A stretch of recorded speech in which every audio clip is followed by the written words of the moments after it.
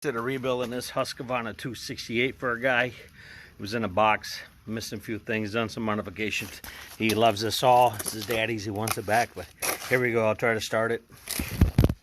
Put you down for a minute. About break my arm with the compression off. Here we go. Look at that. Just rebuilt it. 180 pounds of compression. Woo.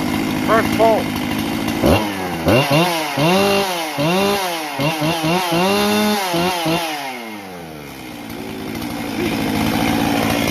mean, that don't sound good.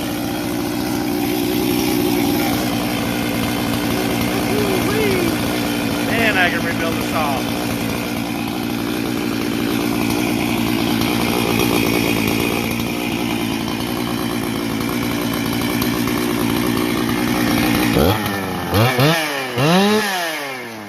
That back kit is the sweetest kit on the market, but too bad I don't think they're in business no more.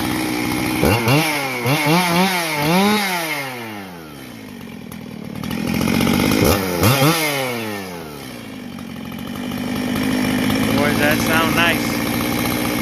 I gotta replace the clutch bar. Alright, Henry the Weeder Man out. Another saw complete.